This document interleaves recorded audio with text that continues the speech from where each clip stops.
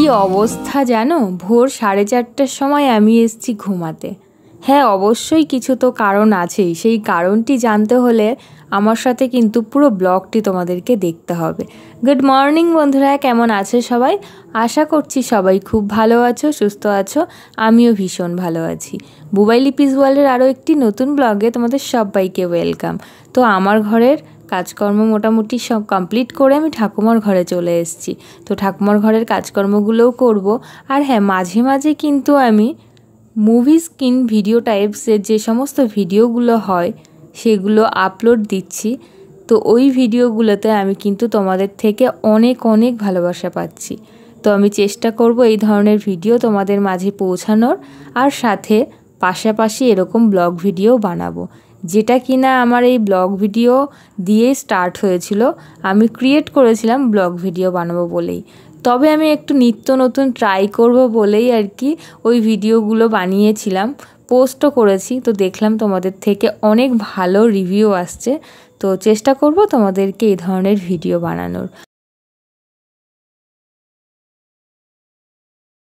ঘড়ির কাঁটা ধরে কাজ করলে কিন্তু বেশ তাড়াতাড়ি কাজ হয়ে যায়। এটা যারা করে থাকো তারা নিশ্চয়ই জানবে। আর একটা আইডিয়াও হয়ে যায় যে এই টাইমের মধ্যে আমার এই কাজটা কমপ্লিট হয়ে যায়। তো দেখতেই পাচ্ছ, তোমাদের সাথে গল্প করতে করতে আমার কিন্তু ঘর দুটো ঝাড় দেওয়া হয়ে গেছে, ঠাকুমার বিছানাও গোছানো হয়ে গেছে। আর এদিকে ঠাকুমাকে বারান্দায় একটা বিছানা করে দিয়েছি, সেখানে বসে ঠাকুমা গীতা আস্বাদন করছে। আর এদিকে ঠাকুর ঘর, এই ঘর সমস্ত কিছু ঝাড় দিয়ে পরিষ্কার করে মুছে নেব। আমার ঘরের কাজকর্ম তো কমপ্লিট হয়েই গেছে, এবার এটা করে নেব। আর ওই যে বলছিলাম ঘড়ির কাঁটা ধরে কাজ করার একটা আইডিয়া, তবে হ্যাঁ, এটা কিন্তু আমিও করি, তাহলে এটাতে আমার কিন্তু বেশ সুবিধাই হয়। তবে আর যদি একটু ভোর ভোর উঠতে পারতাম তাহলে খুব ভালো হতো। তবে দুঃখের বিষয়, ভোর বলতে 6:30টার মধ্যে উঠে যাই অবশ্য, তো একটু দেরি হয়ে যায় সকালের আশিপাশি কাজ কমপ্লিট করে স্নান সেরে পুজো দিতে দিতে। তো ভোর 6:30টার সময় ঘুম থেকে ওঠার কারণও আছে। ওই যে তোমাদেরকে বললাম 4:30টার সময় যদি কেউ ঘুমাতে যায় তাকে তো 6:30, এই তো 5:30 থেকে 4:30 থেকে 5:30 আর 6:30, মানে 2 ঘন্টা মোটামুটি কি ঘুমাবো বলো। আর না ঘুমানোর কারণও আছে, প্রচণ্ড গরম, ফ্যানের হাওয়া তো পুরো আগুনের মতন গায়ে লাগে গায়ে সারা রাত। আর তার মধ্যে আমি আমার ঘরে ঘুমাই না, আমার ঘরটা ভীষণই ঠান্ডা রাত্রেবেলায়, মানে পুরো ফুল এসি বলতে পারো।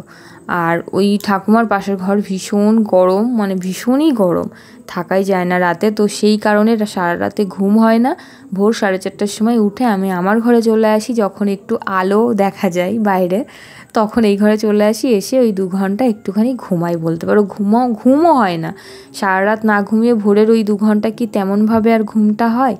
তবে যে কদিন গরম পড়বে সে কদিন একটু কষ্ট হবে আমার, এইভাবেই যাবে। তবে ঠান্ডা ঠান্ডা পড়লে কিন্তু বেশ ঘুম হয় ওই ঘরে। তো যাই হোক, ঠাকুমাকে দেখো এদিকে চা, মুড়ি, বিস্কিট সব দেওয়া হয়ে গেছে। এখন আমি মেডিসিনগুলো যেটা আর কি সকালবেলাতে খাই সেগুলোকে আমি দিয়ে দেব, দিয়ে হাতের সামনে রেখে যাব। দেন আমি চলে এসেছি বাইরে, উঠানটা ঝাড় দিয়ে নেব, তারপরে আমি কিন্তু স্নানে যাব। তো স্নান সেরে এসে ঠাকুমাকে ব্রেকফাস্টটা বানিয়ে দেব। তো এই হয়েছে গল্প আজকের 4:30টার সময় ঘুমাতে যাওয়ার। তো একটু যদি বৃষ্টি হতো, ঠান্ডা ঠান্ডা ওয়েদার হতো, তাহলে কোনো অসুবিধাই হতো না। তো যাই হোক, দেখা যাক কবে বৃষ্টি হয়। গরমকালে তো গরম পড়বেই। তো যাই হোক, এদিকে দেখো আমার বাইরের কিন্তু সমস্ত কাজ হয়ে গেছে। এখানে বালতি করে আমি জলও ভরে নিচ্ছি। এখন আর বেশিক্ষণ জল রোদে রাখতে হয় না, 10টার মধ্যেই জল পুরো গরম হয়ে যায়। ট্যাঙ্কির জল তো ভীষণই গরম হয়ে যায়, 12টা বাজতে না বাজতেই ডবল করে জল ভরতে হচ্ছে ট্যাঙ্কিতে। তো স্নান সেরে চলে এসেছি। আর দেখো আমার হেয়ারের অবস্থা একটু ইমপ্রুভ করেছে, মানে একটু লং হয়েছে। পুজোর সময় যেমন অবস্থা ছিল গো, সত্যি কান্নাকাটি করে ফেলেছিলাম, সেই তুলনায় একটু লম্বা হয়েছে, এখন একটু বেশ ভালো লাগছে। তো স্নান ধুতি হয়ে গেছে, হেয়ার কম্বিং করা, সিঁদুর পরা সব কমপ্লিট। এবার চলে এসেছি বাইরে, আমি পুজো দেওয়ার জন্য ফুল তুলে নিচ্ছি। টগর ফুল হয় কিন্তু বেশ অনেকটাই করে। আর এদিকে পাশের বাড়ি এক দিদিভাই আছে, সে এসে আমাকে এই জবা ফুলগুলো দিয়ে যায়, সাথে টগর ফুলও দিয়েছে। আর এখন আমি বসে থালা বাসনগুলো ধুয়ে নেব। মোটামুটি সকাল সকাল কাজকর্ম হয়েই যায়।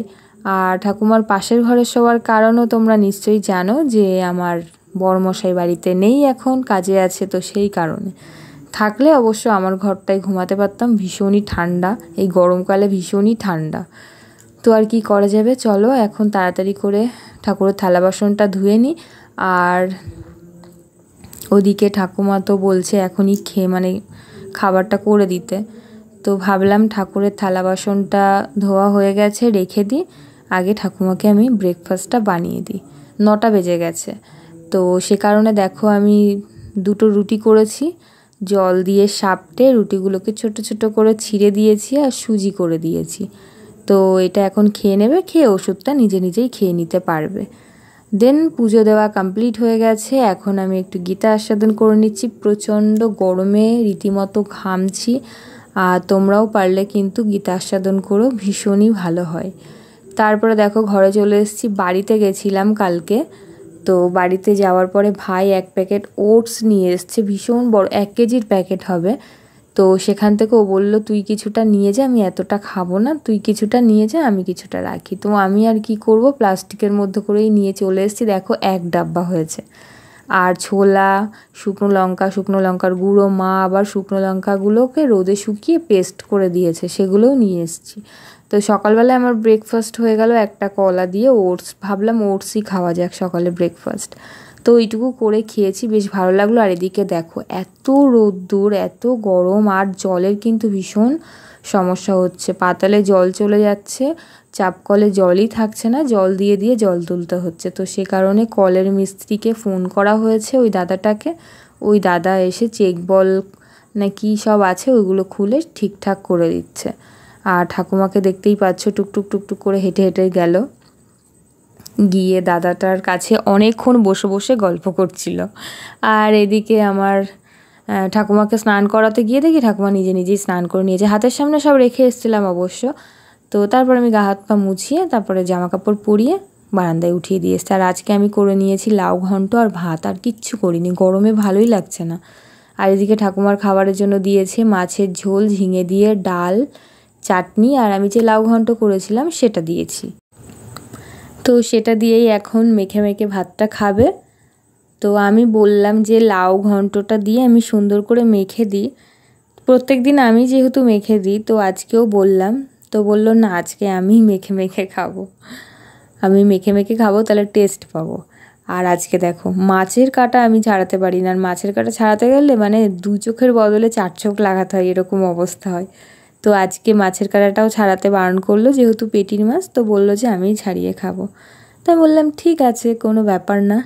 তারপর দেখো লেবুর রসটা বার করে নিচ্ছি, যেহেতু ঠাকুমা একা একাই খেয়ে নিতে পারছে, তো সে কারণে আর দাঁড়াতে হলো না। আমি ভাবলাম যাই এই সময়টুকুতে আমি লেবুর রসটা করে রাখি, খাওয়ার পরেই যেহেতু খাবে। তো লেবুর রসটাও করা কমপ্লিট হয়ে গেছে, এখন দিয়ে দেবো ঠাকুমাকে, আর থালা বাসনগুলো ধুয়ে রেখে দেব।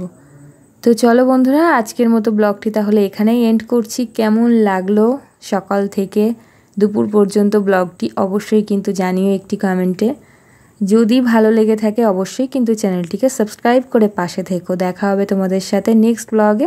ততক্ষণ কিন্তু তোমরা সবাই খুব ভালো থাকবে, সুস্থ থাকবে, পরিবারের সকলকে নিয়ে। আর আমার নতুন বন্ধুরা যারা আছো তাদেরকে জানাই অনেক অনেক ভালোবাসা। প্লিজ চ্যানেলটিকে সাবস্ক্রাইব করে দিও।